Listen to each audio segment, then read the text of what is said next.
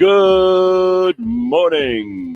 Somebody said in the comments here, Melissa, people of the South, good morning. And people, because we're not just people of the South on this show, it's people from all over the world. That's what's nice about the internet, is we don't know.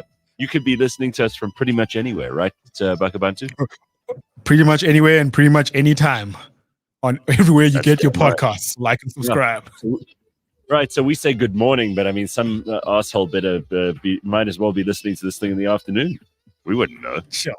Yeah, exactly. You know, sorry if you're the guy listening in the afternoon that I called you an asshole, but there we go. I didn't mean it. You know. Should listen earlier. Next time you won't get that. No, it's a term of endearment. Yeah. All right, so let's get going. We've got lots to do today. We've got people to see, places to go, things to talk about, and Leigh-Ann will be joining us shortly. So, how was your weekend, Bakh'abantu? Are you feeling the December spirit now? Because it's definitely December. No, me. I have work, Gareth. I don't get this whole. Oh, Leigh-Ann looks beautiful. God, you do look lovely today. Oh. What's you decide to dress up for us, or are you off to the office after this? Let's go with the former. Depending on how that makes you feel. If it makes you feel good, let it be the former. Very nice. Like end of the year ceremonies and whatnot. Yeah. Oh, goodness me! I wonder how those are going. I've heard some raucous things going on up the road and in restaurants and cars and just drunken behavior, people snogging in the street. Oh, that's nice. Nothing wrong with a little bit of that, Leigh-Ann. I mean, come on, it's the holidays, right? Yeah, well, it is. Like, thank you, Box, as Zinhle prints out in the comments. You should be thankful to those Springboks and thankful to your president. Yeah, that's right. We got an extra day of holiday thanks to the Box and the generosity and kindness of Cyril Ramaphosa. I mean, how exciting! All right, so let's get straight into it. Do anything fun this weekend? Leigh-Ann, Bakh'abantu, you started to answer it. Oh no, I was starting with I'm still on the rest thing during the weekends because I still have a job. I still work. I don't close. I don't get off days. People are sick, Gareth, and it is my job to heal them. Oh no, to diagnose them basically, not to diagnose them. You're not healing anybody. That's not. You're not fooling anybody. You're not healing anybody. Yeah, exactly. I need to bring those results to ruin their Christmas. Absolutely. Well, there was something that could have ruined some people's Christmas. I think it might have ruined the president's Christmas. He thought he was giving us a nice weekend, and we'd all be thrilled to just enjoy it. Meanwhile, this guy over here, has decided to. I don't know if he's launched his own party or if he's just said we must vote for this party. I mean, it's very difficult to tell with this guy. Yeah, because also, I don't know, right? Because he didn't come out and say he's the president or anything. He's like, no, it's just like an endorsement. He endorsed this party because this has been in the pipeline for a long time. So he endorsed the Umkhonto weSizwe party. No, I don't know. It's the first I've heard of this party, so they must have launched in order to get his endorsement. But his daughter Duduzile said a couple of things. You want to hear what she said, and then we can. Let's just start with this. I'll start your morning in the right way, because I will tell you what, I struggled to find any reporting on this in the mainstream media. It's like they've got an agreement with Cyril, and I don't think this is conspiracy stuff, right? All the boring mainstream media companies and publications, like your ENCAs and your Sunday Times and they're all pretending that this didn't happen. There wasn't even a mention of this in the news on most other channels. And you'd think if a former president, kind of reminds me of the way that Trump gets treated by some of the US media publications, they just pretend he's not there. They're like children on a playground going, I can't see you, I can't hear you, you don't exist. It's this. And I mean, he and Zuma both have this in common. They're both former presidents, right? So since when do you ignore former presidents? I mean, Barack Obama opens his mouth to talk about, I don't know, the tides in Martha's Vineyard, and people go, oh, Mr. Obama, we can't wait to hear more from you. Tell us more. Barack Obama executive produced this new movie on Netflix, and we can't stop talking about it. Can't stop talking about it. And the media is like fawning over him. Like they just cannot wait to smell his farts. And then on the opposite side, you have Jacob Zuma, who our media will do their absolute damnedest to ignore, despite the fact that this man still has enormous support, despite the fact that he still wields tremendous influence, especially in KZN, and despite the fact that we aren't finished with him yet. And that's by his standards. He said, we're not finished with you yet. So here he is. This is how it all started over the weekend, in case you really don't know anything about this. I mean, how these guys could ignore a former president beyond me. And by the way, I don't think it's saying too much to say I watched this and I actually missed him a little bit. Oh, no, come on. That's No, taking it too far. No. But you see, people they take it too far because they go, well, Gareth missed him, therefore he likes him, therefore he wants him to be president again. No, I don't. That's stupid. You missed the entertainment, right? Headline news: Gareth supports, endorses Mkondo Wesizwe, endorses Zuma. I missed someone with charisma because our current president doesn't have that. I missed someone who was decisive and stood for things. Look, he stood for stealing, but he stood for things. You know? If you stand for nothing, what will you fall for? Yeah. No, hang on. Like, don't be stupid about this, because we can laugh it off and make fun of him, which I think is fine, and we should make fun of him. He is a comical sort of character. It's part of the reason I liked him. But you knew where you stood with him, right? You knew this guy was going to try and take everything you had. And if you invited him to your house, he would steal your stuff. You knew that. Like, you knew that about him. And you knew he was really into women, and he was interested in, like, having sex with as many women as possible. He was like Silvio Berlusconi in that way. You kind of knew where you stood with him too. So I'm not saying he's a good guy, but I do remember some things about him that made me think back to a better time. And remember, there were some years, in fact, almost all the years under Zuma, that the country was actually doing a bit better than it is now. Let's not forget that. Okay, so there are obviously all kinds of reasons for that, and I'm not saying I want him back. But when 2010 rolled around, he was president. Okay, not through any work of his. He didn't do anything to earn it. But we were having a better time as a country when he was president. So, all right, here he is. Let's not fuck around. Here's Duduzile and the launch of the Mkhonto Wesizwe party, and this is her endorsing it, and then Gedleyisa's announcement. I have decided that I cannot and will not campaign for the ANC or Ramaphosa.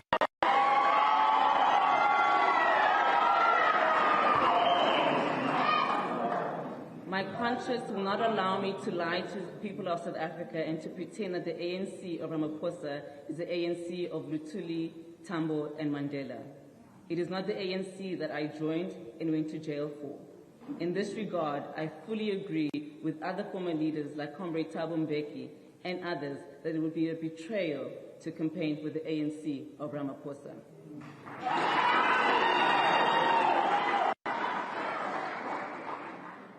However, I also believe that it's not enough to withdraw from the ANC campaign, which will lead our people to more misery, poverty, racism, unemployment, deepening load shedding, and a government led by sellouts and apartheid collaborators.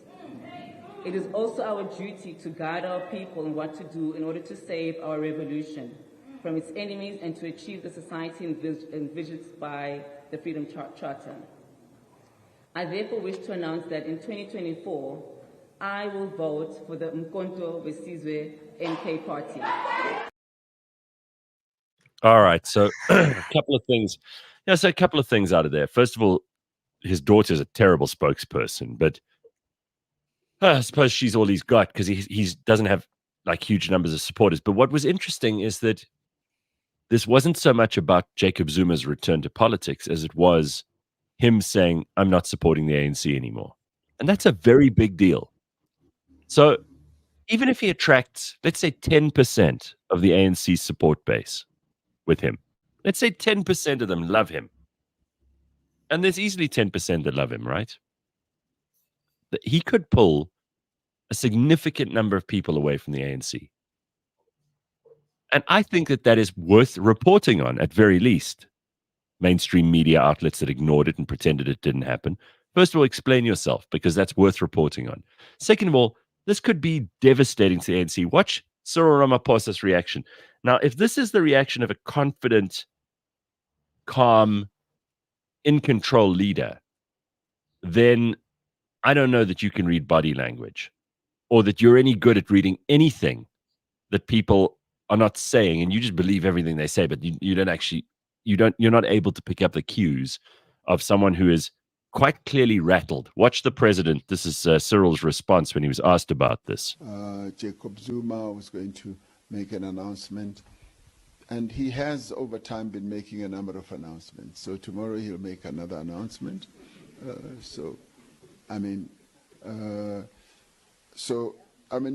will note that. We note that. And what else can I do? There's nothing else I can do but to note. Similarly, the former president, who you say says is not going to see himself campaigning, I think in the end we're making a big issue out of this, much larger than we've got former president. Well, there we go. I mean, it is it's quite a big deal. I mean, doesn't Cyril look he's trying to look nonplussed by this, right? He's trying to look non-rattled, but again, it speaks to what you were saying about charisma, right? This man cannot carry. No. You can see on his face that he was blindsided by this, even though Zuma has been making announcements. And it's so weird how he's like, I can only note. And note, Chief. Yeah, exactly. It was almost as if he was going to yawn at one point and like go, I don't know what to do about that. He does protest too little, if you ask me. Anyway, listen, if Jacob Zuma can take 10% away from the ANC, that's a million, 2 million odd people who might have voted for them that will move away from them. That could swing things quite dramatically in a different direction. And we know that Jacob Zuma hates Cyril Ramaphosa. We know that he hates Julius Malema. Like, these are the people who saw his destruction. I mean, particularly... I was going to say, you're talking about the 10% he might take away from the ANC, but there's also the EFF vote that he might steal also. He might steal some of those. So this is going to piss off the EFF and the ANC. And for anyone who's in any doubt about whether that's a good thing or not, I can promise you it is. Like, so I actually think Jacob Zuma maybe he's just being spiteful. That's probably how some of the people in the ANC will see it. They go, oh, he's just a spiteful old man. But I think he's always been more strategic than Cyril. And he understands people better than Cyril. And I think he understands people better even than Julius. No, Cyril famously was what? He was a negotiator and a former shop steward, right? He was in the CODESA negotiations. Cyril understands negotiations, right? He understands getting as little as possible for as little of pain. Zuma was the strategic leader of the MK. This man speaks 5 languages. He is more strategic than him, whether we like it or not. Sure. So I think it's interesting and noteworthy. As the president says, it's noteworthy. We would take note. I love the way he says stuff that is so obvious. Well, he has made a number of announcements. He's going to make another announcement. I'm like, is that saying anything? No, he's become like a master at saying absolutely fuck all, right? He obfuscates. Yes. Anyway, I want to know what you think. Let's go to the comments, because I reckon there'll be a bunch of people. Look, people just hate Zuma, right? So they'll immediately climb on that one. And they'll say, oh, just ignore him because he's just a former president who's an asshole. And it's the same people who would say, oh, well, just ignore Trump. You can't ignore people like Jacob Zuma and Trump. You can't. He could take even more if he got that gig counting ballots, says Slippery Pickle. Maki says, this is not the ANC of Luthuli, Tambo, and Mandela. This was said by Cope in 2009. Yeah, lots of people have said it. There are still people, believe it or not, Maki, who are saying, oh, no, this is a great ANC. Another thing that was interesting that happened over the weekend, Mavuso Msimang, also decided he is going to resign from the ANC. But then later on, he changed his mind or something. Oh, they coerced him. This is what was funny. Like, the ANC can't keep their own people inside the ANC. Like, they literally like, this guy has been announcing that he's definitely going to resign from the ANC, walking away. Gave an interview, explained why. And And then they're like, come on, Chief, please don't do this to us now. They It's just kinda try like to keep it together. It's like when you see a mom and dad and like they put this public face on of like, oh, we love our children and our Not in marriage is front of strong. the kids. Yeah, exactly. But meanwhile, behind the scenes, they fucking hate each other. So there are definitely cracks starting to appear. And I'll tell you what, if you care about this country, this is like manna from heaven. You should be so happy about the fact that the ANC can't keep their shit together. Really. It's such good news. Because as they lose people who they regard as stalwart comrades, you know, they're stalwarts. As they start to lose these people, things get way, way harder for the ANC. And in the next election, we need to have the ANC reduced further and further. We know that. Everybody in this country does. The only people who don't think that way are the people who are on the take. The people who are literally lying under the tap drinking. Those are the people who care. The rest of us know how badly we've been fucked over by this ANC. We know that. For those whose taps So- are working. So What kills me is that he piggybacked off Thabo Mbeki, because Thabo Mbeki has been breaking down what the ANC and their governance policy, how it's not been working right. from a theoretical point of view, from an economist point of view. This is why the policies are not working, and he just piggybacked off that statement. Is like, Well, like Thabo Mbeki said. Let's also remember, I mean, of course, all politicians are self-serving. So we know that Jacob Zuma will also do anything for attention. Plus, he'll do anything to undermine the current guy because he doesn't like him. And we also know that he'll make friends with past enemies in order to fuck over a present enemy. I mean, that's why he and Thabo Mbeki have no love for each other, right? Because Thabo, of course, was screwed over by Jacob Zuma when he was president. So it's not like these two are like suddenly bosom buddies. But the enemy of my enemy is my friend.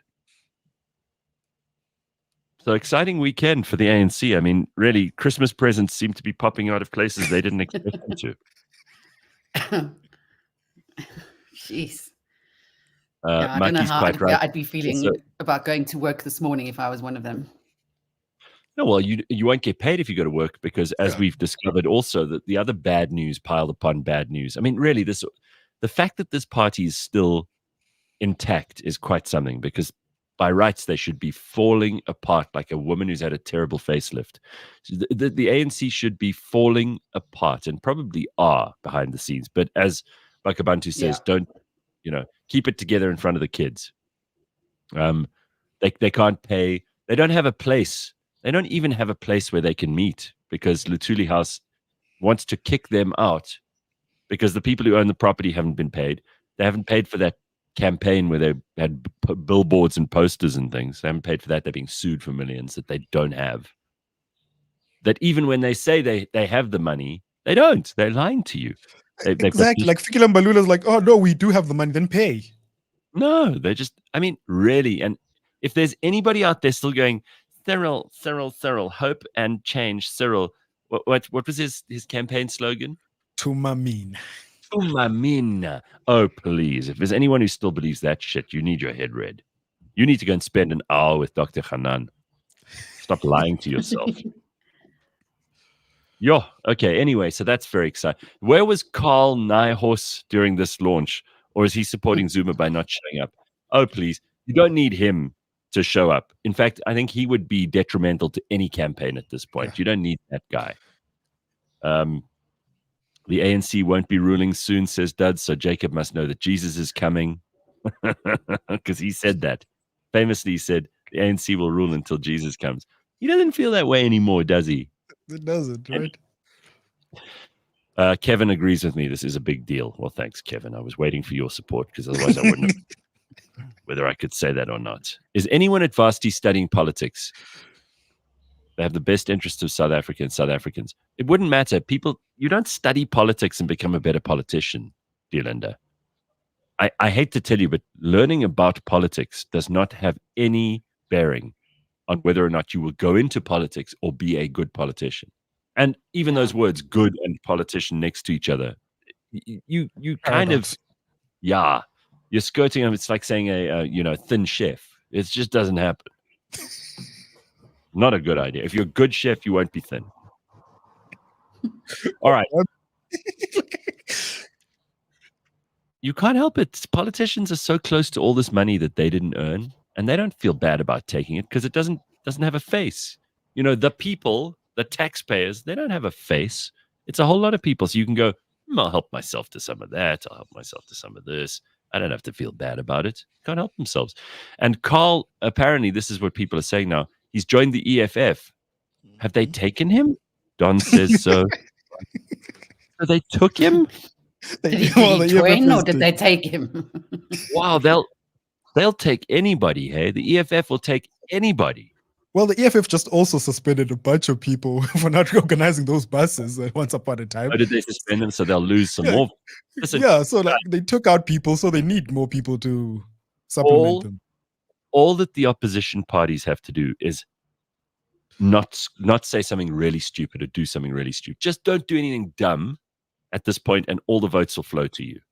You don't actually have to go out there and campaign hard, and people can see the ANC is terrible. They can see the EFF are terrible. They can see that those two parties are struggling. Let them, right? And I hate to talk politics first thing on a Monday, but this is what they told us over the weekend. This is what the big news is Konto Wesizwe Party, Mavuso Msimang, all this news that's pouring in. It's very good news. You should be happy about this. This is not the kind of politics that you don't want to hear on a Monday. This is the kind of politics that should make you hopeful ahead of the festive season. It's a big Christmas present from the ANC to all of us. It's like they're sowing the seeds of their own destruction, and those seeds are going to grow quickly. Oh, yeah. Ryan has found us a Carl Niehaus tweet. Oh, God. This is what we've been waiting for all our lives. Carl Niehaus has joined the EFF as an ordinary member. Carl's party, Areta, has joined A-R-E-T-A. I don't know what that stands for. It must be for the Radical Economic Transformation or whatever. That's the R-E-T in there. Has joined the EFF and urged its members to join EFF as individual members. You don't have members, Carl. It's you and your mom. No, his wife is there. Come on, Gareth. His wife's not there, and I think his mom is dead. So I think it's just him. Niehaus called on parties like the ANC, PAC, AZAPO, APC, ATM, and UDM, among others, to join forces with the EFF ahead of the 2024 election. If I were the EFF, I would reject his membership. I would say, listen, even we have standards. Like, it does you more good to say no to Carl Niehaus. Just look at that man's face. Just look at his face in that picture. This is the face of somebody who's never belonged anywhere. Everybody despises him. He has no home. He thought the ANC was his home. Do you remember how he cried when they kicked him out? Because that was his family. He spent his life. He's turned his back on everything in order to be this left-wing member of the ANC, like one of the few white faces in the ANC's like inner circle for a while. Then they turn on him, so he hasn't even got them anymore. Remember, he's dedicated his life to this, and now no one wants him. Shame. Now he's joining the EFF, and I mean, because they'll take any warm body. Shame. I don't know what to say for this poor guy. Poor guy. The African Radical Economic Transformation Alliance. There we go. African. Yeah. Radical Economic Transformation Alliance. I thought it was for arseholes on the take.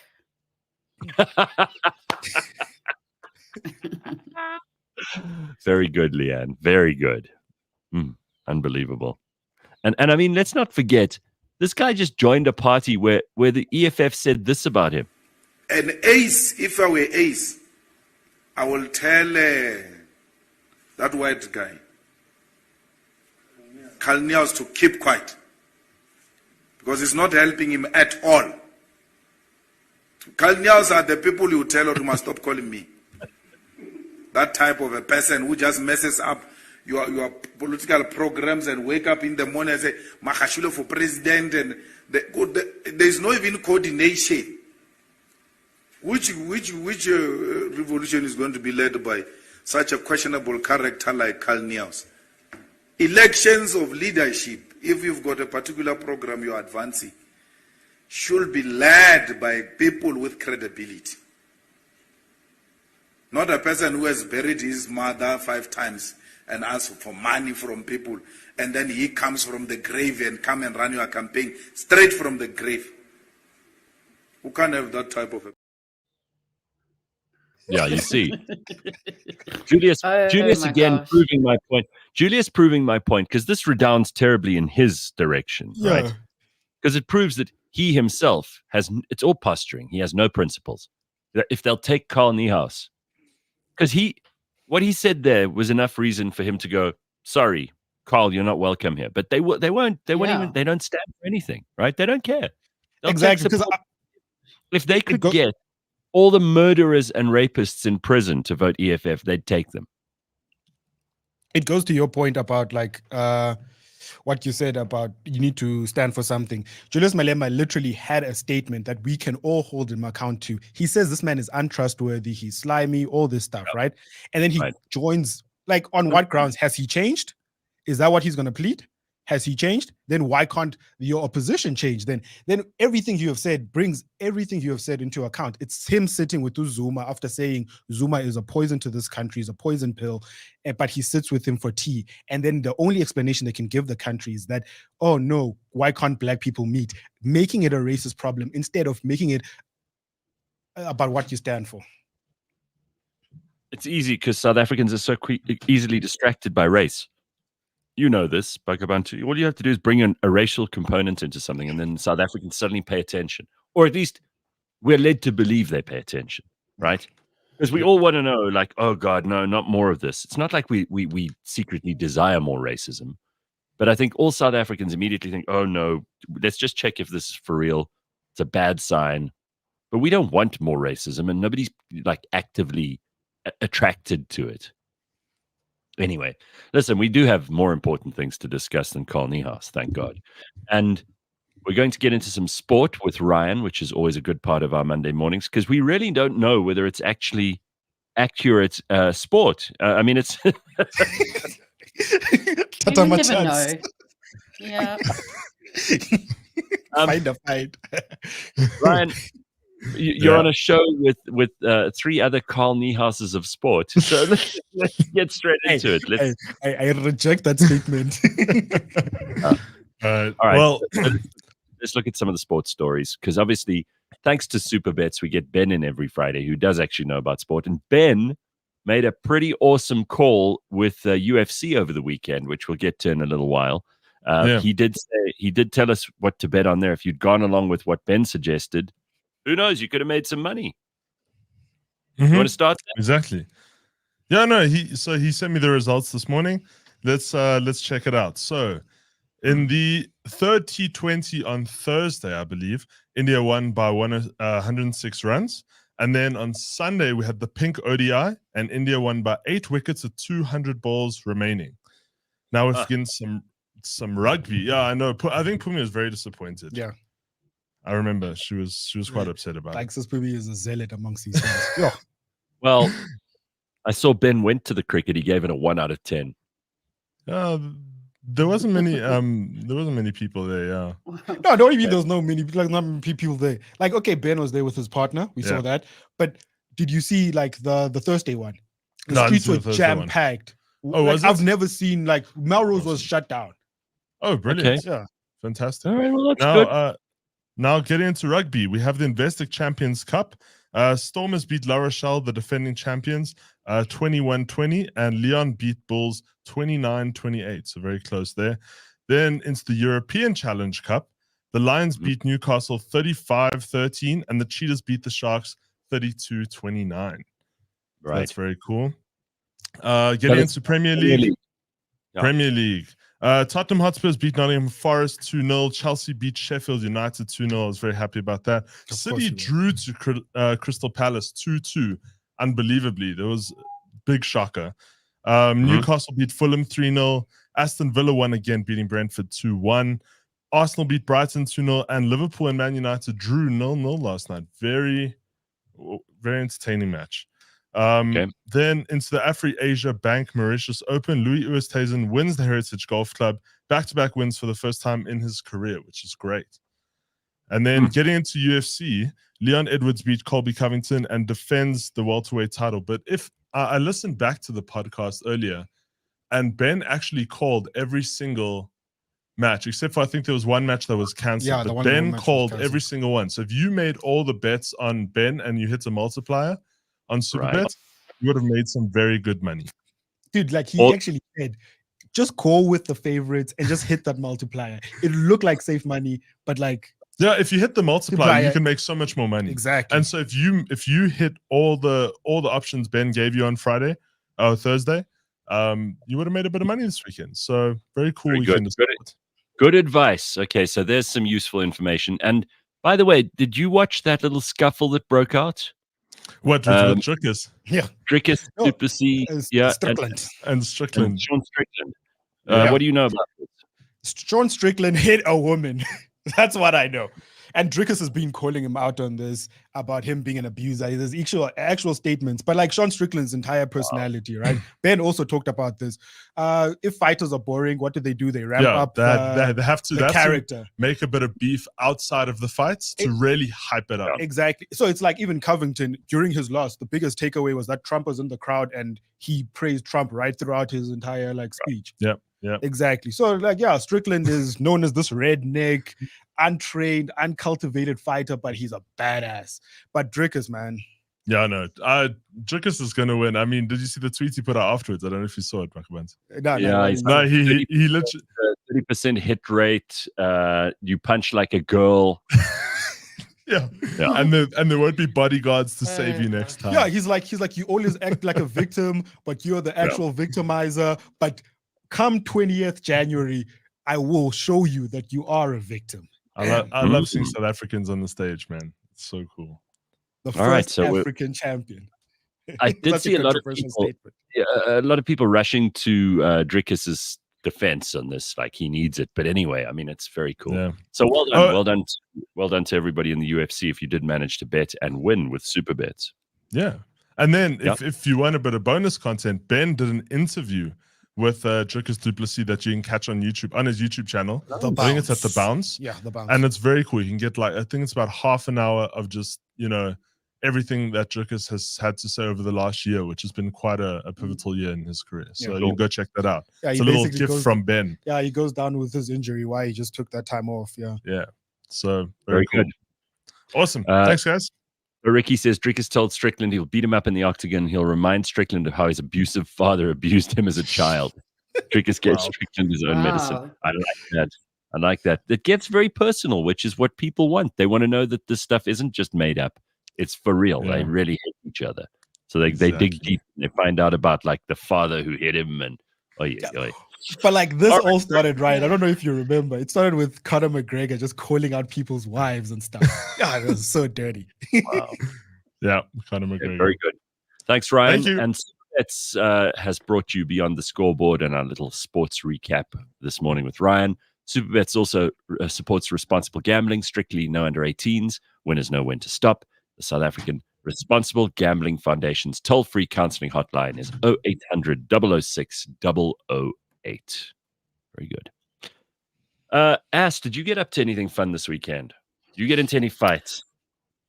No, definitely no fights. I did almost witness the unraveling of a few people at the city of Johannesburg on Friday in Braamfontein. What happened? So I had to go into, when you have to go into the COJ offices. If you know, you know. Most people that I know go into the office at in Daisy Street in Sandton. But this time I was sent to the one in Braamfontein. Oy. So you need to pluck up a bit of courage to go in. Did you write off the whole day so that because you knew you'd be there the whole day? I wrote off the morning. I said, I'll see you later this afternoon. And I went first thing. I was quite impressed. I don't usually go much beyond Auckland Park when I'm in that sort of area, but driving into Brahmies, it was looking good. The streets were looking neat and tidy. I think if I went one or two streets further, it might have been a different story. But I parked my car right outside, which was great. Got in and had to wait for the two ladies at reception to finish having their conversation. And laughing before I was seen to. You just need to be polite, Leigh-Ann. Yeah. It's not your time that they're on. They don't care about you. what I needed to do, and they sent me up in an elevator to the 3rd floor. Anyway, get there. The queue is snaking out of the building, out of the office. Oh my God. Everyone on wheelie chairs, and you can just see by their faces that they've been there a long time already. Probably waiting Like before from the office previous is even night? opened. No, Like probably the just the morning. Okay. Yeah, just a couple of agitated-looking people. Eventually, this man walks out of the office. He's wearing a suit. He's ready to face his day. And you now can ascertain from his demeanor and from the way everyone's greeting him that he is the head honcho there. He runs this office. So he actually pulls up a wheelie chair and sits down with us and leans forward and introduces himself. I mean, this is weird, right? Already. Yeah, it's like, yeah, very what's weird. going on? It's not what you expect. He leans forward. He introduces himself in about 5 different languages. And then says, all right, let's start with you, number 1 in the queue. Why are you here? He was very intimidating, by the way. It was obviously an intentional move on his part. And I thought, where is this going to lead? And he says to the first woman, why are you here? She starts explaining in a language that I didn't understand, saying something about her sister has diarrhea and loosed. Yeah, she's sick. She couldn't make it into the queue. This guy stands up. He says, hang on. You're wasting my time and you're wasting all these people's time in the queue. I don't want to hear that story. He starts turning this thing around and eventually turns around the whole situation and gets this queue flowing like you won't believe. He was just doing his job and he was amazing at it. He asked questions like, have you asked for a reconnection? And the person would start telling a story. He'd say, it's a yes or no question. Answer yes or no. Have you applied for a reconnection? The person would say no. He would say, well, then you need to go there and do that. Right, next. Just started pushing people through. Mine was because I have a payment plan on mine and it had lapsed due to one debit order not being paid because of the property is being transferred. Long story. Right. He says, how much money have you got? But this is in front of everyone. So it's like really embarrassing. So I said, he says, how much money can you pay today? I said, well, I can give you 2,500 Rand. Okay, thank you. Come into the office with me. Stops his colleague from doing what he's doing, saying, this lady needs help now. Open this for her, do that, reconnect, and just started running things practically on the ground. This guy sounds like he should be mayor of Johannesburg. I don't know who he is. He clearly takes no shit. He knows what he's there for, and he gets stuff done. I love people like that. You see now, if this man didn't hesitate on you crying about your feelings, he just has a job.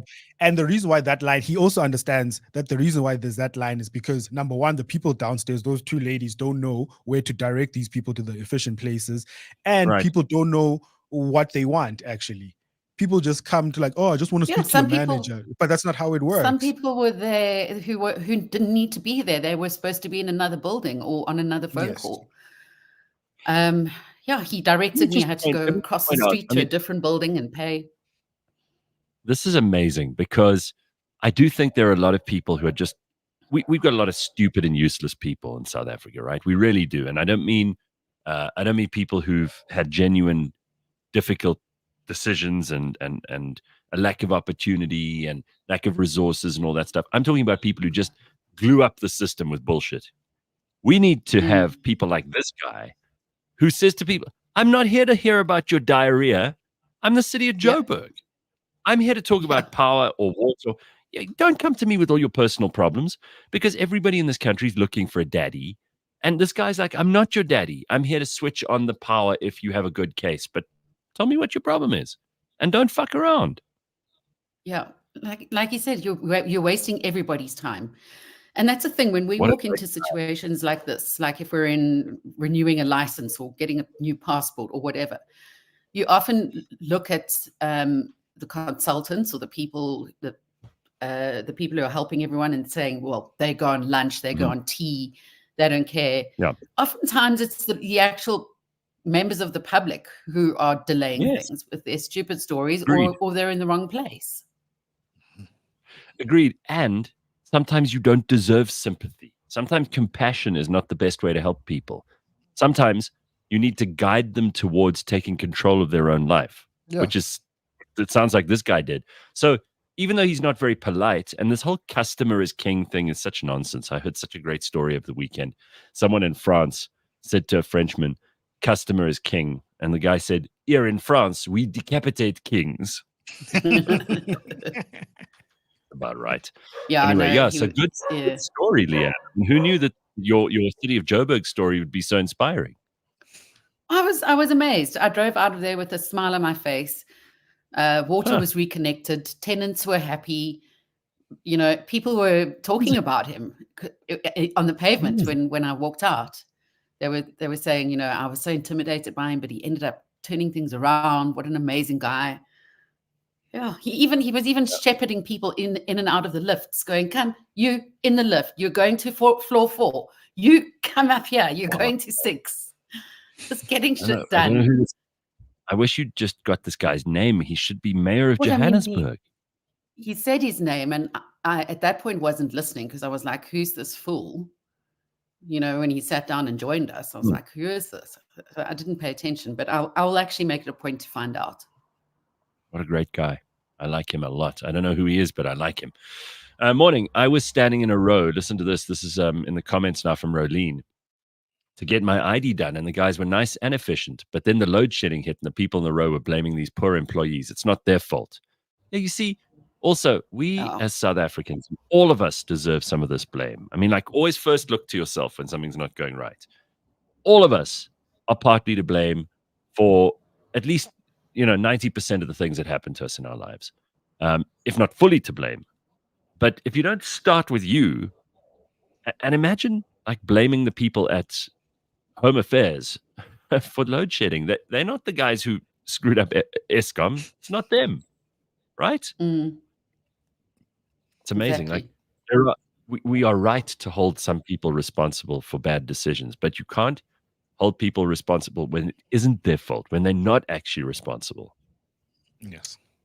We will assign blame to anyone in this country. Yeah. Anyone we can find. It's the church, it's the government, it's the president, it's the political party, it's the tea lady, it's the guy who runs the company. We'll find anyone we can and blame them anytime we like. Yeah, absolutely. No And I mean, this guy was willing to take responsibility for things that weren't even personally his responsibility. For instance, the one woman said, "I'm here because I made a double payment by mistake." He says, "What? We're keeping your money hostage. That is completely incorrect. You go in there and you fight to get your money back. We are not going to be responsible for holding money that we don't literally deserve," type thing. He's like a character. He's like a magician of queues. He is the queue destroyer. Yeah. I mean, this is the person I've been waiting to meet my whole life long. Someone who can disassemble a queue. I mean, that's like a superpower. I have such admiration. I can't begin to tell you. Small things, Right. hey? Yeah. It's not a small thing. I could find 1 million jobs for this guy all over the country. You know how people queuing anyway, you just let this guy loose, he'll sort it out. Yeah. Wow. I have a lot of people crying in the corner there, but like, yeah, no kids, eh? That's what you need. You need to sort this out, and a little bit of crying probably won't do the world that much that they don't need. They probably need it more than they think they do. Anyway, we'll get to that with Dr. Hanan in just a moment or two, because we've got "It's Going to Be Okay," which is precisely the message that we like to get out on a Monday with Hanan Bushkin, who's, of course, our renowned psychologist, our live-in shrink. We only get to see him once a week, but you can email us anytime with your problems, and he will try to help you through them. Isn't that right, Bakh'abantu? He's helped you. Right, he's helped me that one time. And like I have a follow-up, but like that's next year's problem. I'll follow up on that story one day. And he's helped you, Leigh-Ann Mole, hasn't he? He has indeed. Yeah. And here he is. He also to help everyone else. Dr. Hanan, is this the lighting, or have you dyed your hair purple? I have dyed my hair purple. No, I'm kidding. It's a lot. I would never do that. All right. First of all, how are you? And are you on holiday yet? Yes, as you can see, I'm no longer the same background. I'm at home, Yes. and finally on holiday. Saturday was my last day. Oh, nice. You told all those lunatics that you helped to go and sort themselves out and have a holiday. Yeah, just give your depression and anxiety a break, and we'll pick it Yes. up again in January. Yeah, there's lots of time for anxiety and depression in the new year. Not Save during yourself. Christmas. Yeah, for God's sake, have a little Exactly. for it. Yeah. All right. So, Doc, Exactly. we did discuss this the other day about how this time of year is not always great for people. Mostly because if you're alone, it's a very, very sad and depressing time. And there are lots of people who are suffering with that stuff. But what I want to talk about today is an email that I got from somebody. This is an anonymous email. So I'm not going to say it's Mary, but Mary sent it to us. And she says, my husband and I have been happily married for 6 years. We always wanted kids, but financially we weren't in a position to do so earlier in our marriage. We were heavily supporting our parents. Now we're in a very good place financially, but work is emotionally and physically demanding on both of us. Also, we don't live in the same country as our family, so we don't have external help. I would like to know when it's an appropriate time to have kids and what points for both husband and wife should be considered before committing to parenthood. Sure. Tough question. You could tell that she's a responsible person. She wants to do the right thing. But there is no right time to have kids. You got to do it, right? There is no right time, and it's the heaviest responsibility that you can bear, because it's not like, a lot of life offers us many decisions and many opportunities to make mistakes, and we can pick the wrong job, and we can just pick another job. We can pick the wrong relationship, and if that doesn't work out, we can pick another relationship. We can go to the wrong restaurant. Well, we'll never go to the same restaurant again. But when it comes to having, even a tattoo, you can pick the wrong tattoo and have it removed. We have the technology to do that. But when it comes to raising a child, you can't undo that one. You can't just backspace that one. So I think Mary is incredibly responsible for asking these really important questions before having a child. That's what adulting is. Again, the difference between children and adults, children just marry the moment. Well, I feel like it, I'm going to do it. So chocolate feels good, I'm going to do it. Broccoli feels bad, I'm not. Adults are able to kind of see how the dominoes fall down the line, and they understand that I might want something now, and then as an adult, I also marry the position that this will lead me to down the line. So she's asking a very relevant question. There's a couple of things that she should consider when, or anybody should consider before raising children. So first of all, are you emotionally ready? Are you and your husband emotionally ready for the change in the lifestyle, the personal time, the relationship is going to change? In life, there are very few times when your status or your identity changes. Very, very few times. So, and one of those times is when you get married, suddenly your title, your identity changes. And another time is when you decide to be a parent. Suddenly it's no longer about me or you, it's about it. So when your baby wakes up in the morning at 2 o'clock in the morning, you can't just switch it off and go back to bed and just decide, well, I just need to sleep.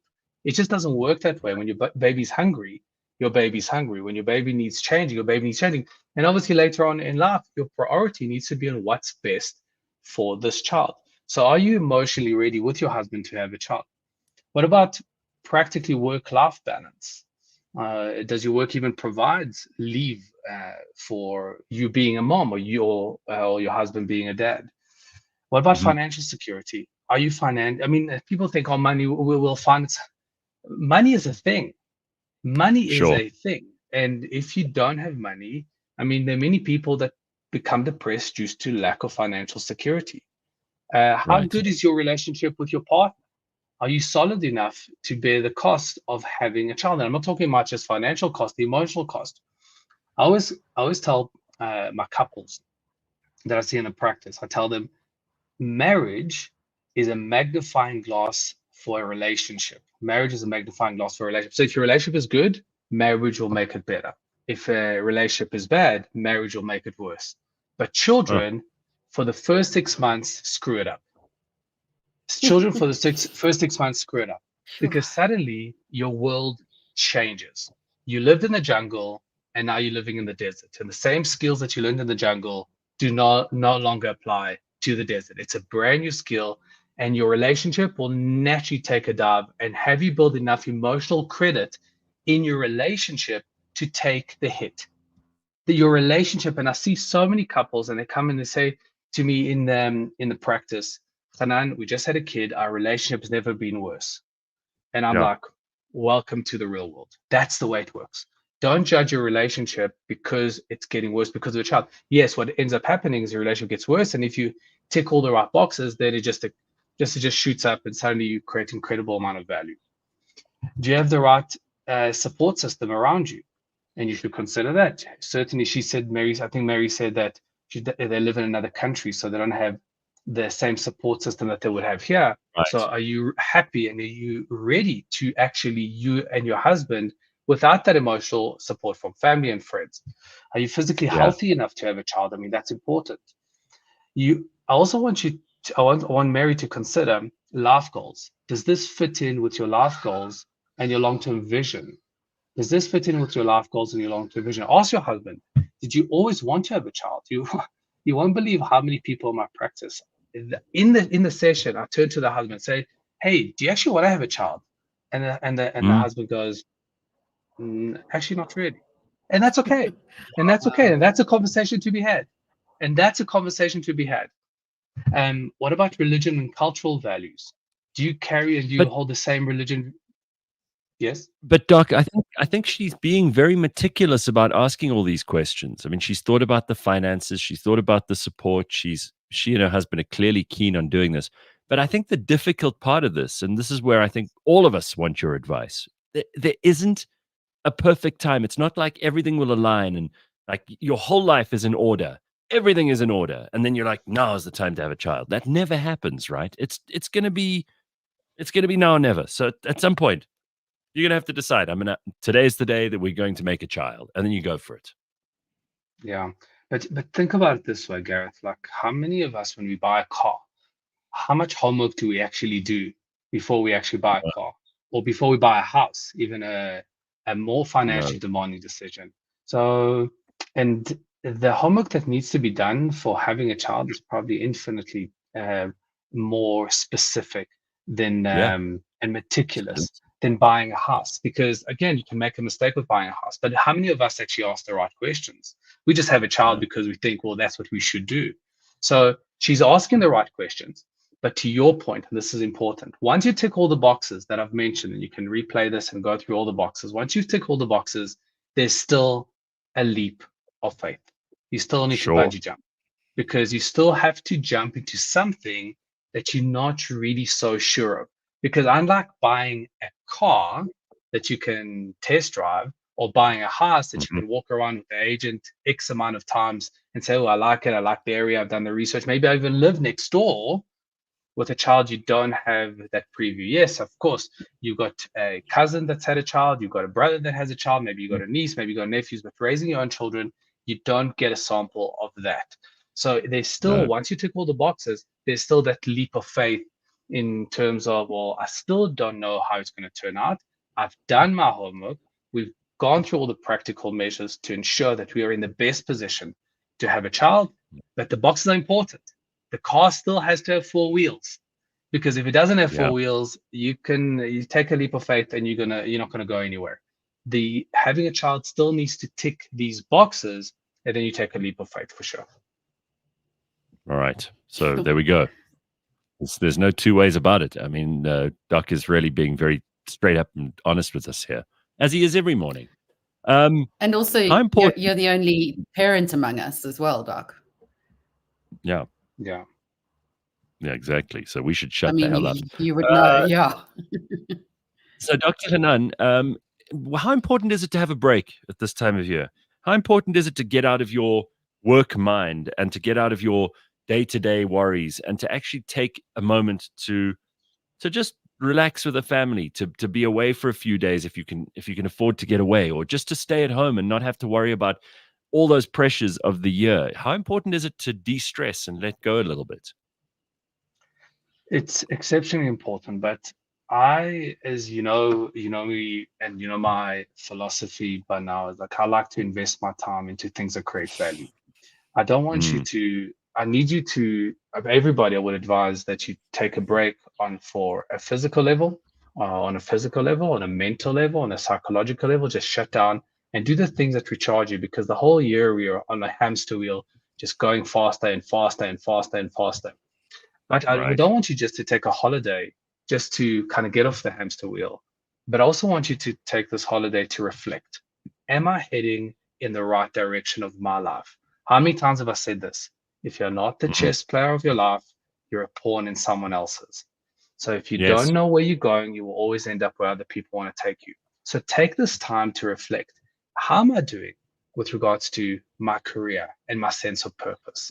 How am I doing with regards to my financial stability? Is this where I want to be? How am I doing in terms of family, my friends, my relationships? How am I doing in terms of health?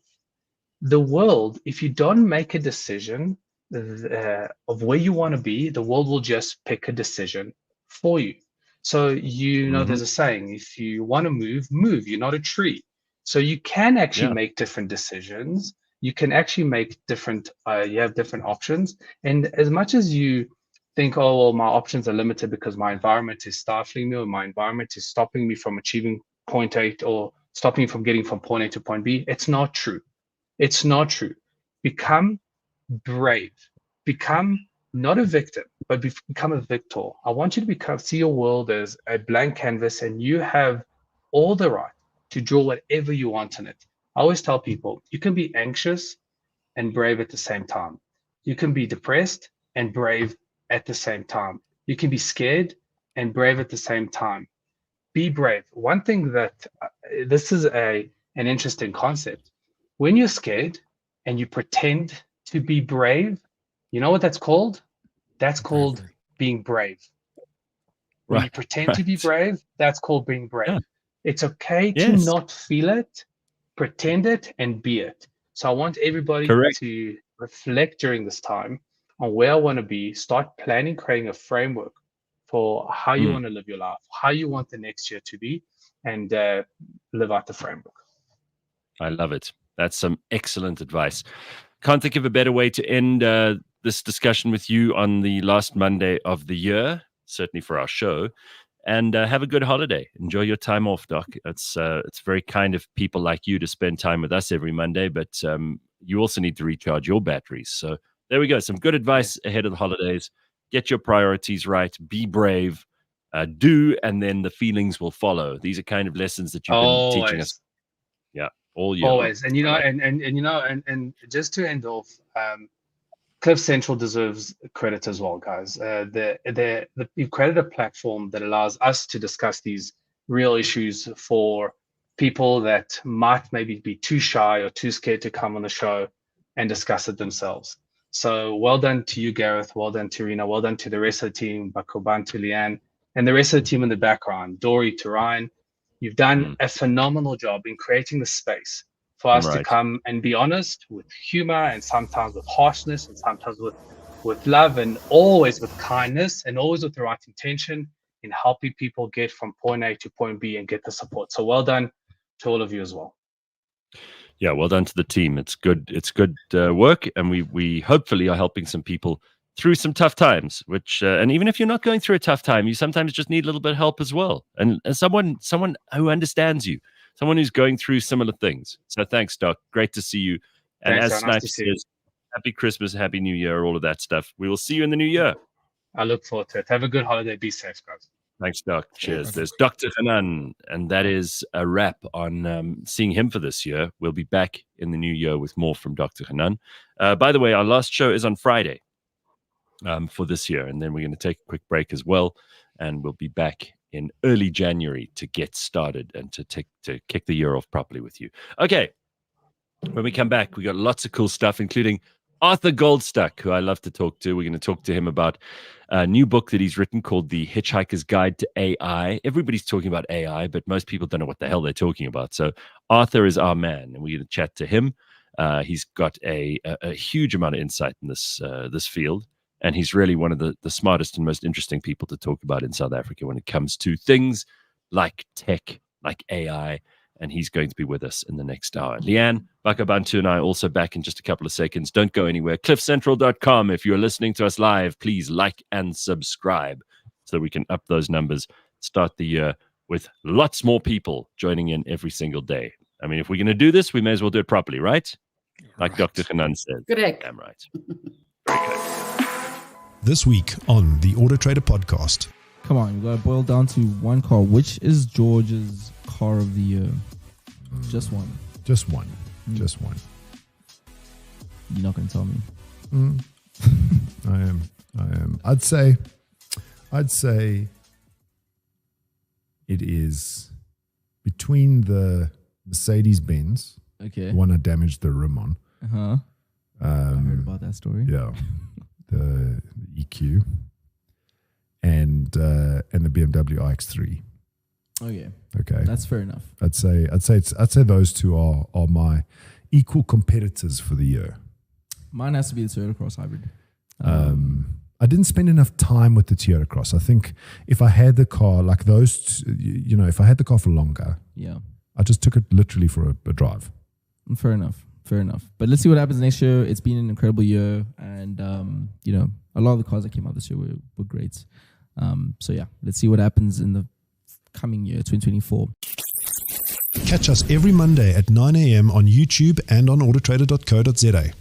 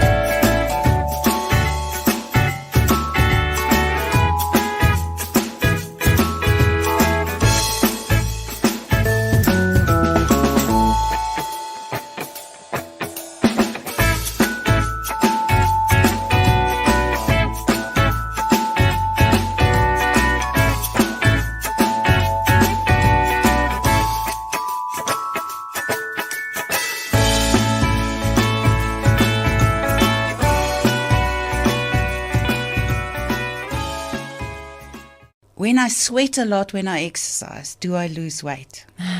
No. There you go. Yeah, I remember in the 80s we were all wearing sweatpants. Yes. And you see people And running with these sauna plastic. and Yeah, no. exercise and going It's to really the good sauna for and- detoxification, for your skin health and sweating out toxicity. But no, it's not fat, But unfortunately. isn't it more thermal regulation as well? You might overheat and pass out, okay. but no, it's not going to solve an overweight issue in the long term, for sure not. That was the T Health Show, empowering you with knowledge. Download all previous episodes on your favorite podcast platform. The T Health Show is brought to you by T Clinic.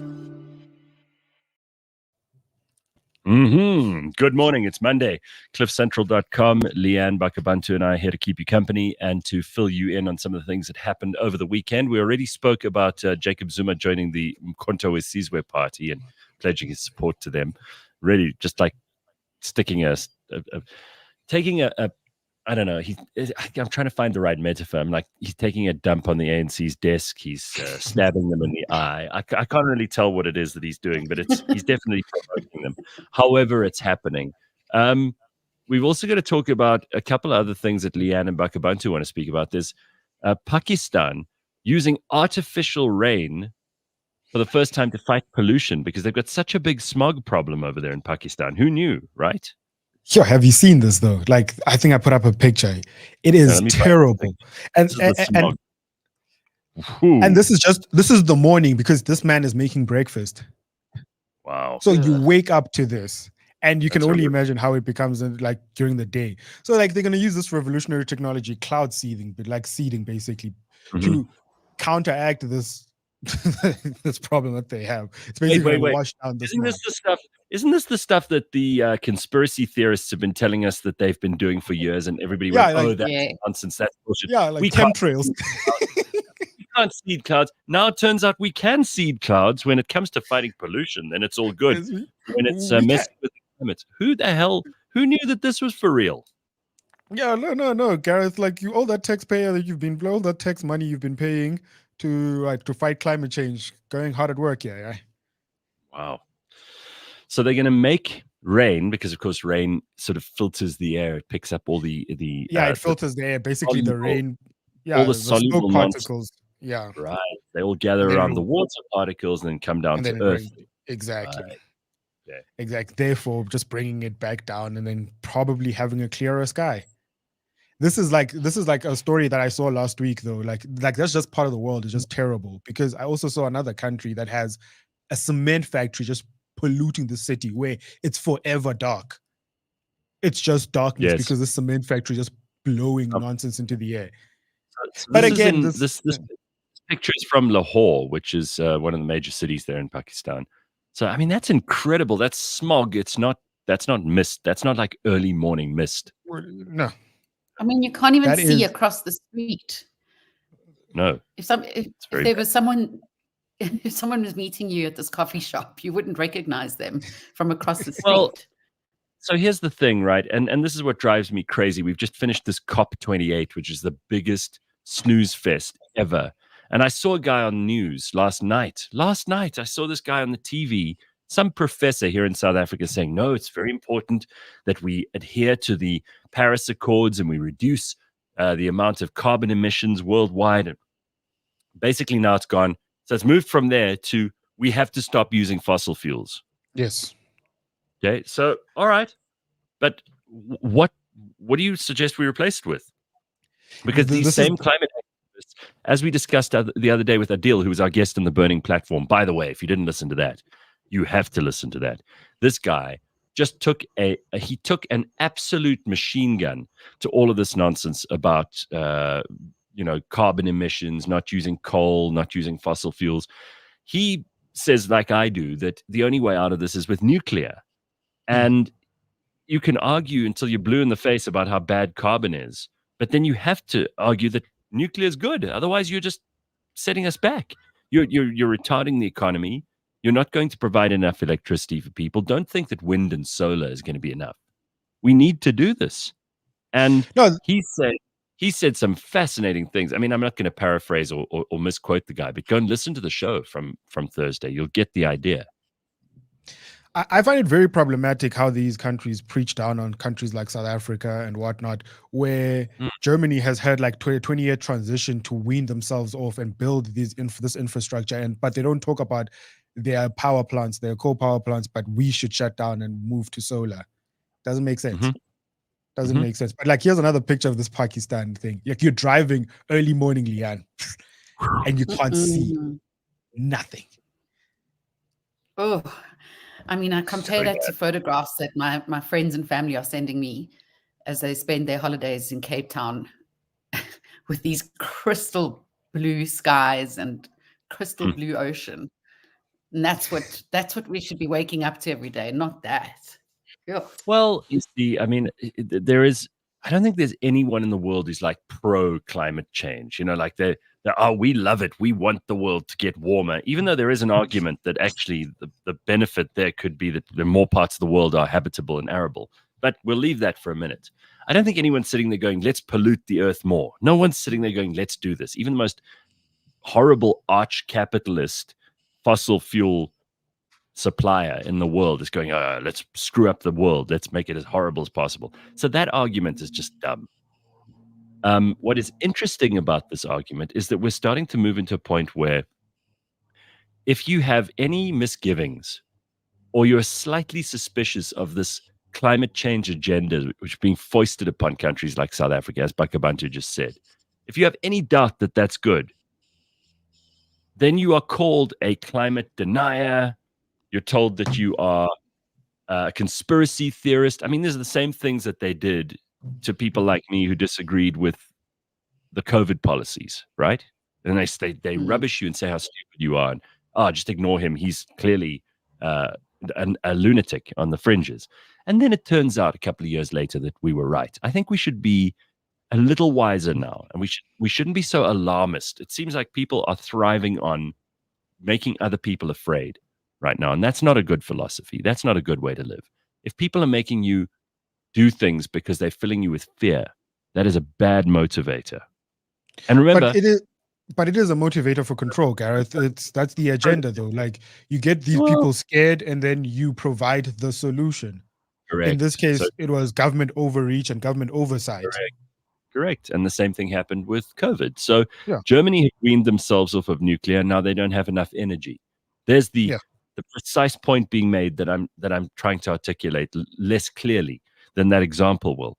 Also, poor people burn dirty fuel when you don't provide them with electricity and development, because they have it's to. Like, I think it was the Netherlands. I read an article. The Netherlands, like, put up bans against Russia and importing oil, and also like on two accounts, right? Number one, we don't need oil because it's bad and climate change, and then they went with Russia bad, right? Russia invaded the Ukraine. Guess what they're importing currently? Oil from Russia. But we don't talk about it. They sent out a statement before, but now they just need oil and they don't care. Yeah, they quietly just take that Russian oil. Yes. Like the little bitches they've become in Europe. They really are. It's pathetic.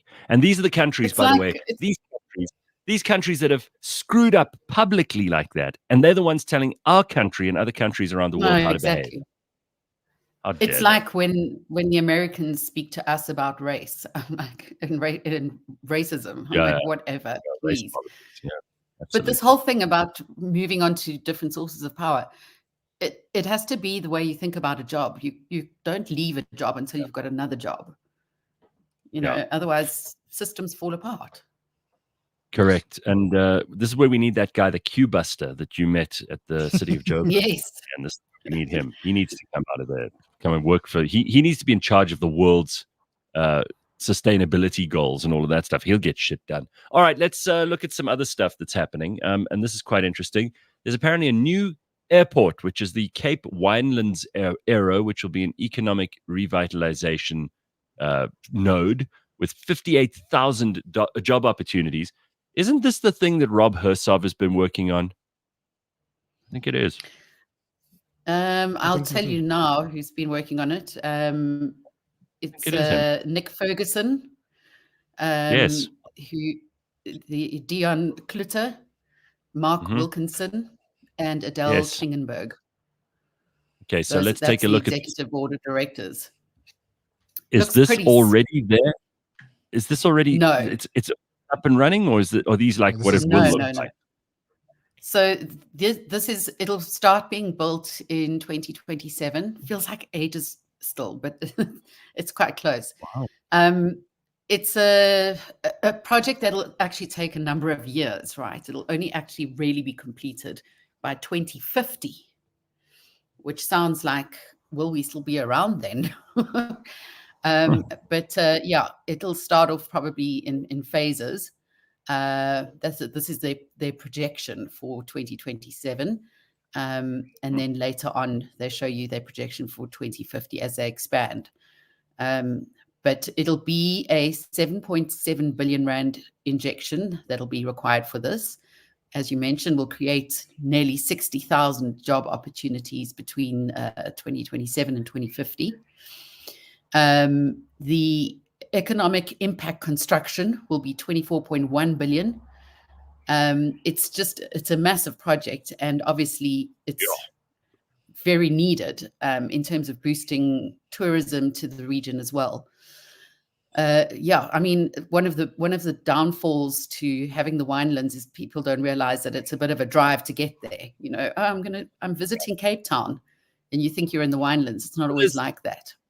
Well, I mean, there's the tourism part of it, but there's also the fact that you've got all those businesses that are relocating to the Western Cape. And I think having another airport there is probably really good for the whole area. There's also lots of rich people who live in the winelands, and they don't want to have to drive to Cape Town every time they fly. So you could be creating a whole new node, as we said, of development.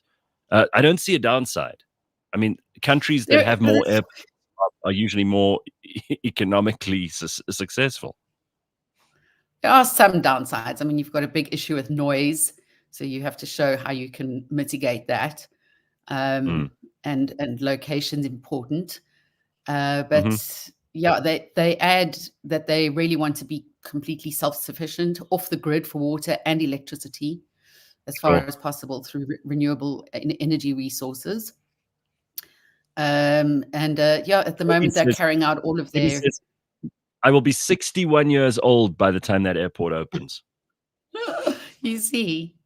Don't just think of yourself, but don't just think of yourself. What is that line from Afterlife with Ricky Gervais where that woman says, "A society grows great when men plant trees, the shade of which they know they will never sit in." Yeah, absolutely. That's what you do. You got to think big. We got to plan for the future, even if you're not part of the future. You know, exactly. Yeah. All right. Well, listen, I'm excited about this. And even if it only comes in 2050, wow, we'll be so old by then. But I mean, maybe we'll need another airport. It'll be sooner than that, guys. That's like they've projected work opportunities and work scope up until 2050. But it's starting from 2027 and it'll be up and running before you know it. Sure. So Bakh'abantu's got a really annoying story for us this morning. This is the kind of thing that drives me crazy. But South West Airlines are being celebrated on social media for their policy to give a full row to passengers of size. This is what they're calling them now, POS, passengers of size, for free. They're giving fat people a free row on planes. Now, I'm going to fly this morning to Cape Town, not to the new airport because it's not ready yet, but the old airport. And if I were fat, I would get a whole row. Yes. But alas, I'm not on South West Airlines. And second of all, I'm not fat. So woe is me. Yes, Gareth, like you just like eat a couple of burgers and you could be there. Unbelievable. So this lady, right, Gareth? So there's this lady, I forgot her name, but she's so adamant about fat acceptance, right, and fat activism. So she's a big influencer on social media, right? She's this enormous woman, and she's been campaigning for this for a long time. She's like, it's so unfair that I don't fit into my seat. It can't be my fault that I keep eating pies. It must be the airline's fault. Let's get them to change their policy. She spends so much effort in making the world change for her, right? So this is the same campaign that she's running with. Like she wants, she just wired her trap shut for a week. Her problems would disappear. She wants hotel rooms to make corridors wider. Yeah. She wants booths in restaurants to become bigger. Mm-hmm. Like, so now she finally got her one win where this like airline was just like, she should not be going to an airport or a restaurant. She should be staying out of those two places. Yeah, no, like, but like this airline basically, like this airline basically is like, no, we'll give you what you want. We want our passengers of size to be comfortable. So if is that what means, they're calling POS? Yes, POS, passengers of size, Gareth. Like you can't call them fat people. You can't call them plus sized anymore. Yeah, they're passengers of size to be able to be comfortable. I mean, you're comfortable, Gareth. You are tall and your knees hit the seat in front of you. Yeah. Hey, no one cares about you. But if you were just a bit wider, you'd get an extra room. Well, okay. So again, as you point out, Bakh'abantu, instead of spending all this energy, not that she's spending enough energy or she'd be losing calories, she'd actually reduce her weight. But no, she's spending just enough time and energy to bitch and moan and make everybody else on earth responsible for her problems except her. So what she wants is for airlines to give her a whole row for free because she is enormous. Yes. And the rest of us must subsidize that, because here's the funny thing is, like, when people want something for free, what they don't realize is that someone else somewhere is paying for it. Yeah, basically. So you and I must now pay for those 2 extra seats she needs because she's undisciplined about eating. Yeah, and you pay directly or indirectly. You could pay by not having a seat in a flight, so making, what do you call it, normal seats more scarce, I guess. Yeah, so again, it's a question of subsidies. If someone else wants their education for free, guess what? The rest of us are paying for it. You're expecting people who don't have a university education to pay for your university education. You're expecting the thin people and the normal-sized people to pay for your seat because you have eaten yourself to a standstill. So this is, again, this idea that everybody is responsible for you except you. And it's if we've got to leave anything behind in 2023, let it be this. Of course, it isn't going to happen, but we can dream.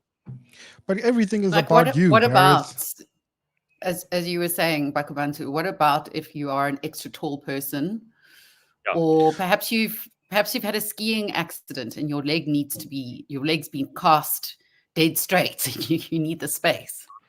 Oh no, Leigh-Ann, like you guys are not a minority group. You guys are not hated by and vilified by the world. You guys don't have a cool catchphrase. Who cares Also, about you guys? When does this end?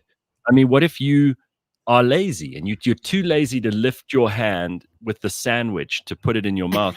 Should one of the air hostesses be feeding you like a baby the whole way through the flight, or should they massage your feet? If you're prepared to pay for all of that, sure. But if you expect what it if you for have free, claustrophobia and you can't have a seat in front of you? I mean, yeah, where does it end? Where does it end? If I sat down with this woman and she was perfectly reasonable and she said to me, look, I'm enormous. I like living this way. I like eating all the time. I want to fly from here to here. I'm prepared to pay extra. I'll pay for 3 seats because I realize I'm very, very fat and there's no way else for me to fit. I'd say to her, you know what? The fact that you're prepared to pay, we will lay it on for you. We will take the armrests out for that journey that you're paying for, because you're paying for it. So we'll make sure it's as pleasant for you as possible. We'll send along someone with one of those trolleys that they use to load stock and macro. We'll send that person along and we'll lift you onto the plane that way so you don't have to climb up the stairs. It'll take you 15 minutes. We'll instead hoist you up. We'll do all of it, but you're paying for it.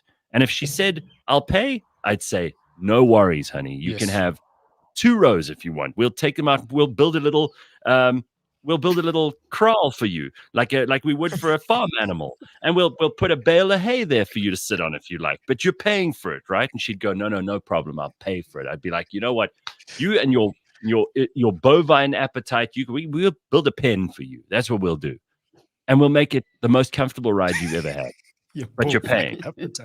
The fact that she wants this for nothing is what drives me crazy. It's like, who told you that you're so important that other people must pay for your comfort and for their discomfort? Because when you take up 3 or 6 seats, guess what that means for the airline?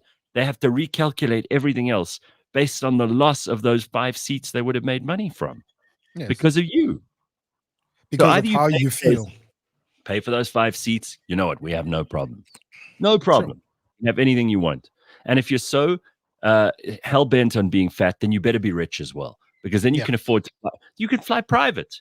You can have one of those planes where they've got a bed, or where you have your own like Air Force One. You could have one of those if you're really rich, but if you're poor, you don't get to call the shots, because all you're doing then is expecting the rest of us to subsidize you. Not on. I'm terribly sorry. So all these people who are full of ideas about widening the corridors in a hotel. I mean, someone sent me a video the other day of a lady who could not get through the doors of a supermarket in America. And, in America, they got big people, so they've got big doors. It's double doors. They open automatically. And she's on one of those little bike, like whatever they call those scooter things. Those scooter things that they ride around in Disney World on. And she had to get off. First of all, the fact that she could get off the scooter and waddle through there means she doesn't need the scooter in the first place. It would probably do her the world of good to actually exercise a little bit. But anyway, she gets off the scooter and she has to go through sideways. And then she goes, oh, it's my hips. It's not your hips. That's not bone. Hips. I got so angry. I know it sounds like I'm beating up on fat people this morning, and maybe I am. And if I am, tough. Get over it. Someone needs to tell you this stuff, because obviously the people who supposedly love you in your life are not talking to you like this. So I'm going to say it. If you're that size, you are going to die before the rest of us. You're going to have an unhappy life. You're going to be so hot this summer. Do you know how awful and unpleasant? I'm feeling fat right now, okay? I need to get to gym and work on myself. I've got a lot of work to do. I realized I'm like 5 kilos overweight at the moment. I'm being as honest with you as you can be with me. I have to fix these things. No one else is going to fix them for me. No good me complaining, but they make their sweets so nice in the shop. Or, but I can't help it when I drive. It's the shop's problem. Right. When I drive past that takeaway place, it's their fault for being on my route home when I'm really, really hungry that I didn't have breakfast this morning. That is a me problem. So I'm going to take responsibility for it. And I'm going to tell you, if you're enormous, It is not the airline's responsibility to accommodate you. It's your responsibility to look after yourself.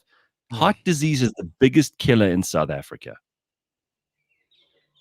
How about you think about the people in your family and the people who do love you?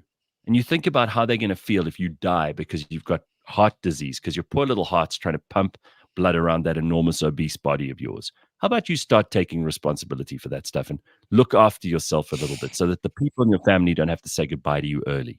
How about that? Worry about me being mean. Honestly.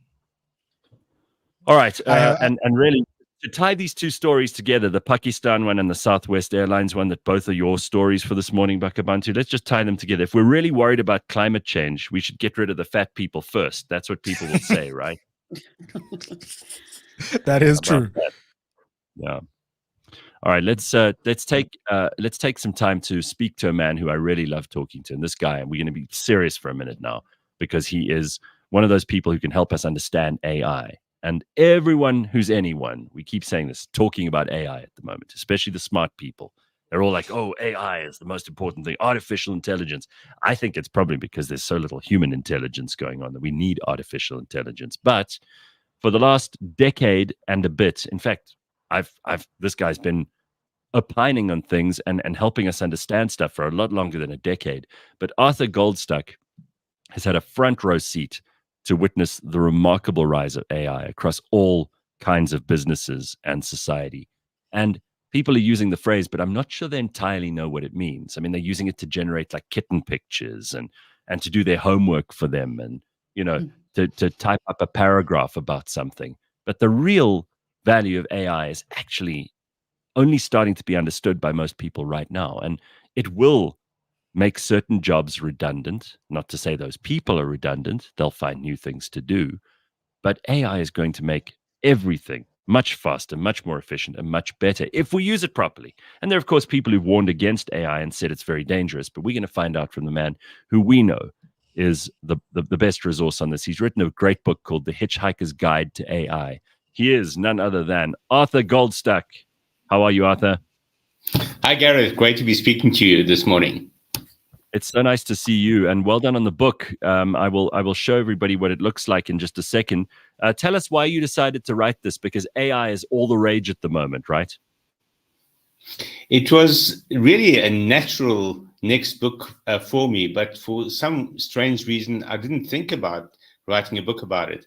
And I was doing one of the many interviews I'd given on AI on radio. Sorry, not yours, but my daughter was listening to the interview and she said, why don't you write a book about it? And the penny dropped literally instantly. And within 3 minutes, I'd emailed the publisher that I'd wanted to work with. And another 3 minutes later, we'd set up a meeting to discuss the book. And a week later, we were strategizing the book. So everyone involved just instantly saw it as a natural. And it was probably the easiest book I've ever written. And it's not because AI wrote the book, but because so much of the material in it I'd already produced or had versions of that I'd written over the years in covering AI.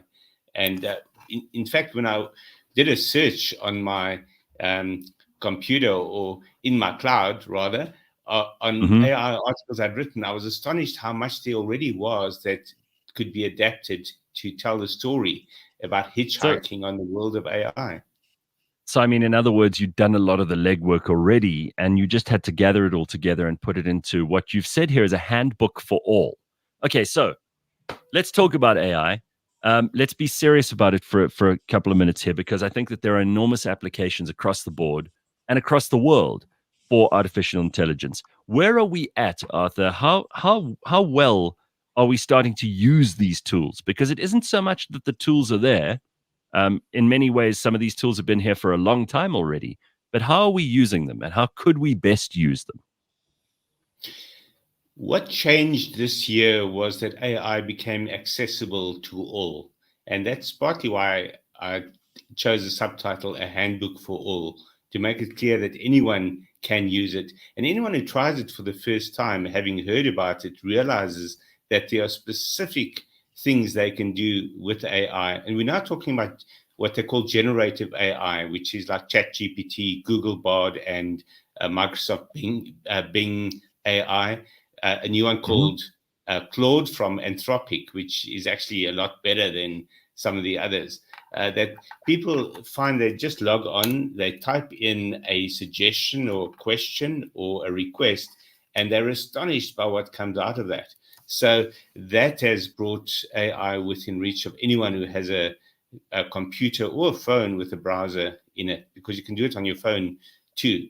But the other side of that story is all the AI applications that have been around for the past, I'd say, around 8 years for the average business, and around 6 years for every business. If they want to use it, it's been there for them all this time.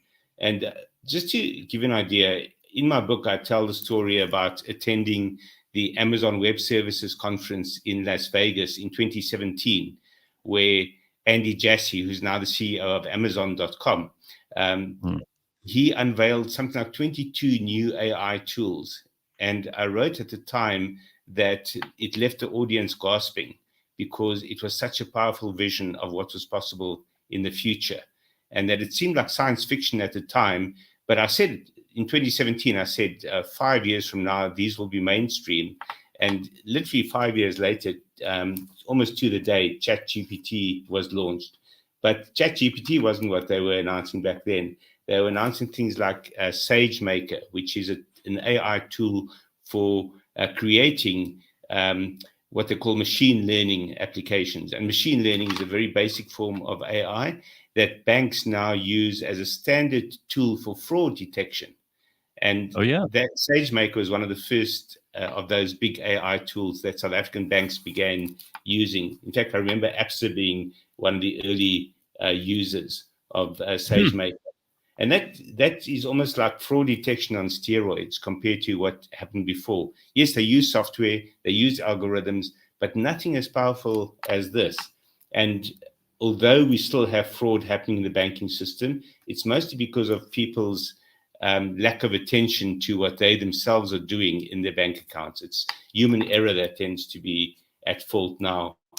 But so often now, attempted fraud gets caught as it's attempted, rather than after you see the deduction on your credit card statement or your bank account, for example.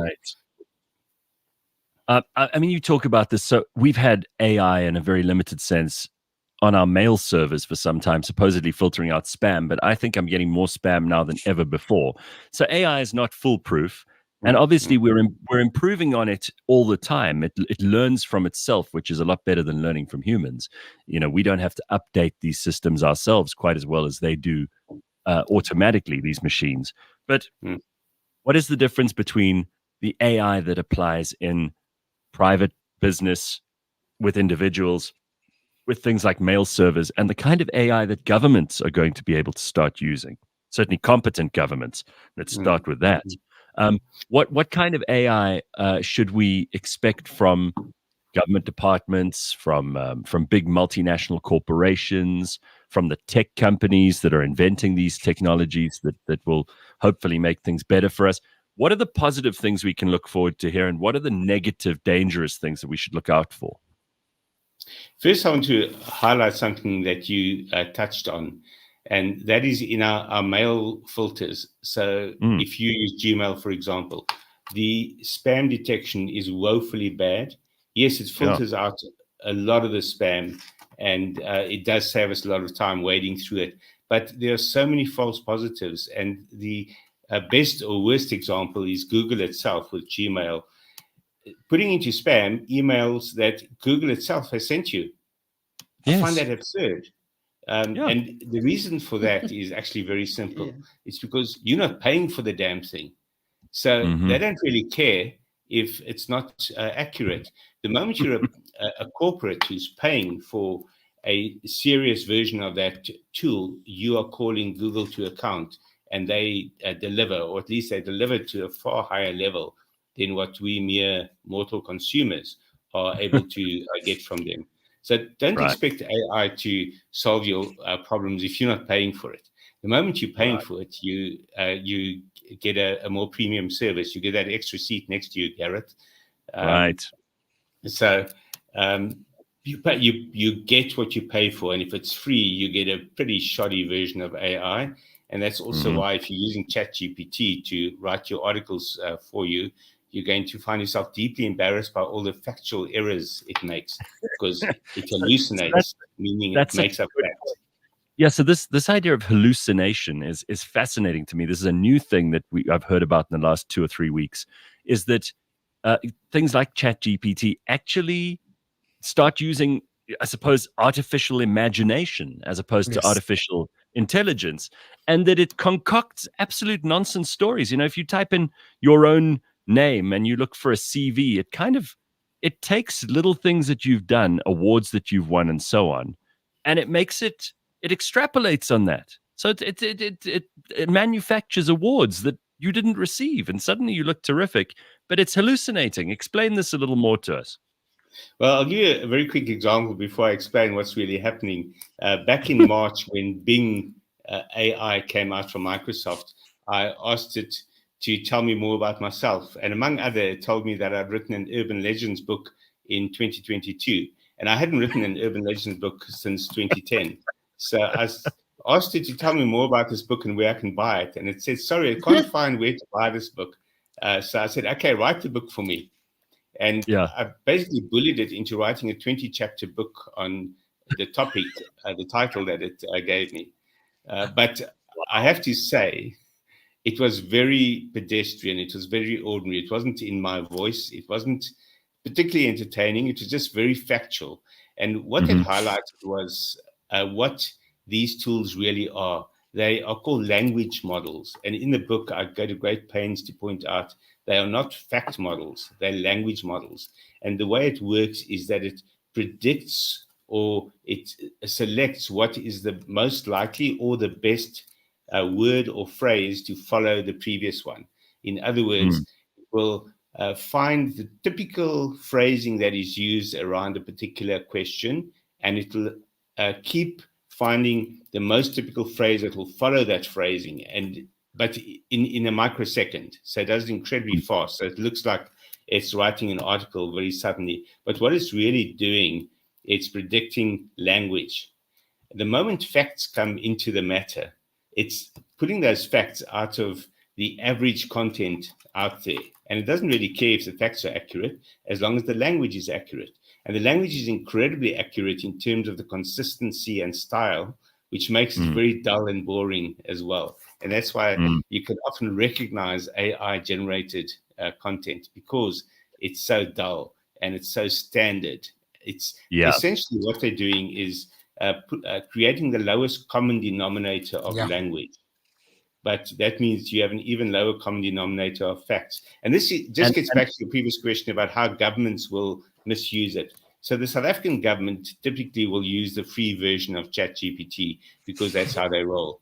And the result of that is that first you'll have speeches from Cyril, like we did, that are obviously AI because they're so dull. Not that the humans do much better, but the human version tends to be more erratic. AI is not erratic in what it produces. And that's how you kind of recognize. So it's dull and boring and utterly consistent, which from government suggests that AI produced it. But the real danger is that they'll depend on this kind of tool to produce policy statements and the like that are riddled with inaccuracies or incorrect facts. And that can result in disastrous policy decisions being made. Yeah. I also find it pretty bizarre that that so many average people are happy to use average tools to churn out average stuff and get away with it, Arthur. I mean, let's not mess around. A lot of people are getting away with this because the standards are so low. And people, if you say average, that does mean half the people are going to be even worse than ChatGPT. Well, they're going to go from being below average to being average. So in a way, it makes them look a little better. But the chickens do come home to roost, even if it's the robot chickens.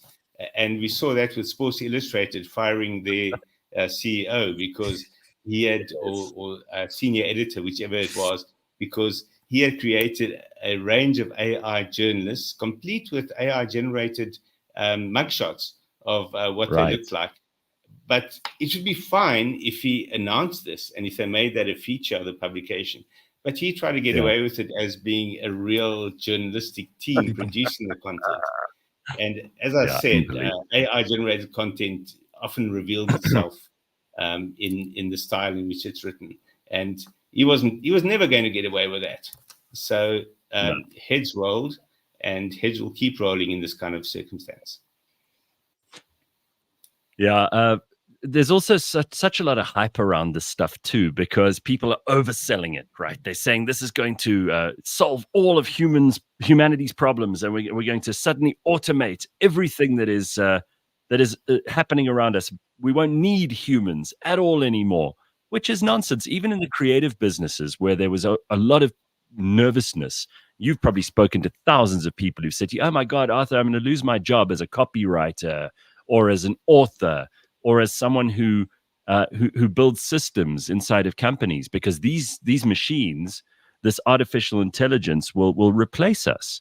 And that's not true either. We mustn't get excited beyond the scope of what this work is actually able to perpetuate. Indeed. So you will, for example, have an AI author that comes along that catches people's attention and captures their imagination because of some quirk or some special approach that's taken by the publisher or the person creating the AI-generated content. But that's going to be an outlier. It's going to be the exception that proves the rule. Same in Instagram. You already have Instagram models, for example, that are generated by AI, capturing people's imagination and their attention. But those are specifically because of what they're doing and what they are.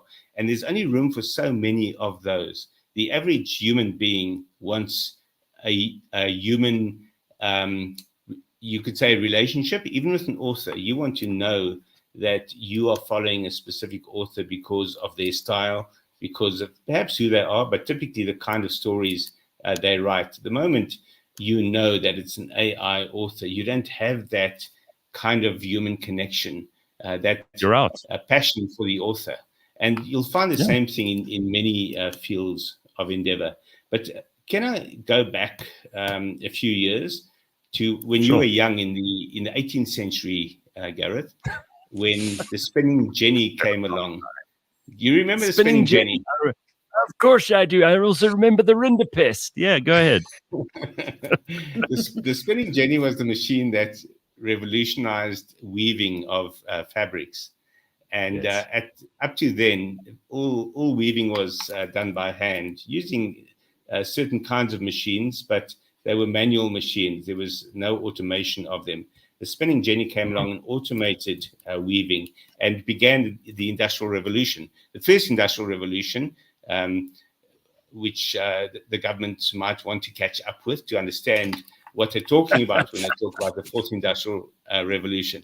But that first Industrial Revolution began with the spinning jenny, automating weaving and creating massive unrest, literally unrest in the Green Hills of England when the Luddites, and that was the name of an organized movement, came along to organize themselves to destroy machines wherever they could find them in factories, because they thought that these machines were going to take away their jobs. Well, for the Luddites, it did take away their jobs. And the modern Luddites, it will take away your jobs. But there was one massive flip side to that coin, and that's that the amount of jobs that were taken away was dwarfed by the number of jobs created through the increasing productivity, the increasing quality, and therefore the falling cost of fabric, and therefore the rising demand for fabric, and therefore an explosion in the fabric industry. It was a boom that resulted in massive employment, hundreds of thousands of people employed versus a few tens of thousands of people who lost their jobs. And that's what we keep seeing with each new industrial revolution. So the computer revolution, which I think is the second industrial revolution, followed, or the information revolution was the second, and then the internet revolution being the third. Each of those have killed off jobs, but those are jobs that are deservedly killed off, because just think of how many people are employed in the computer industry, in telecommunications, in not a telco, but also in the internet industry. It's massive, and it's created a massive industries like cloud computing, for example, where Amazon there Web are Services. Luddites.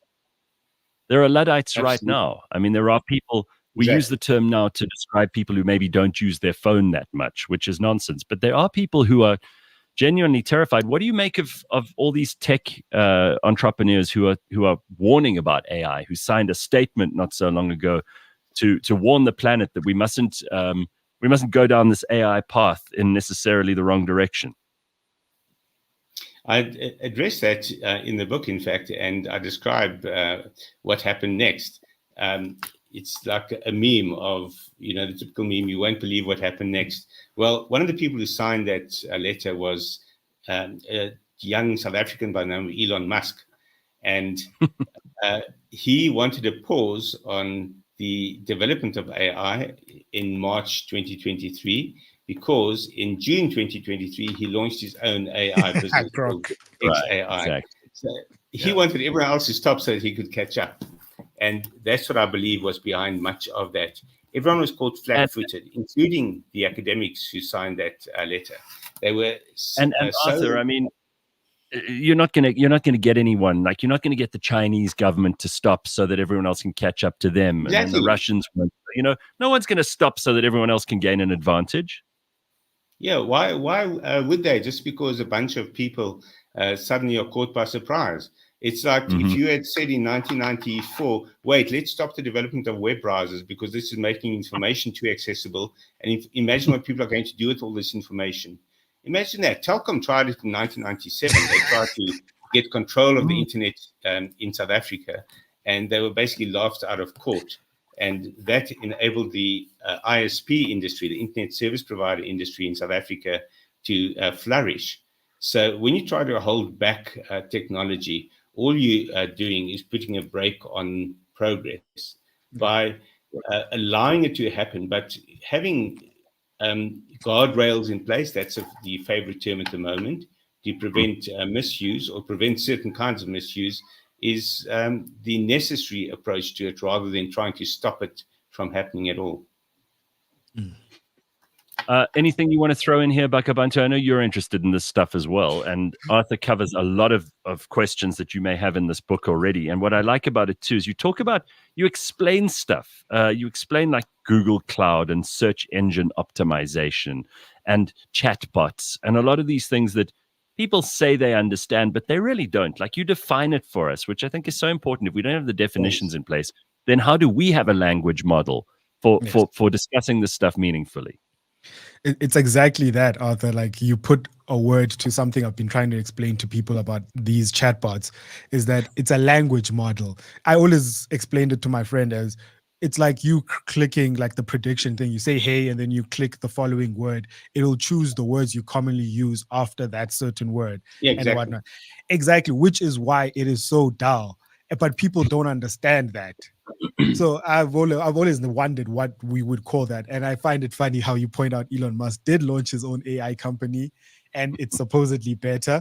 And it's also piggybacked off, I don't know if you saw this, Gareth, Grok, right? If you ask Grok certain questions, it's piggybacked off OpenAI software. So it gives you like, oh, no, that is not an OpenAI's like database or something like that.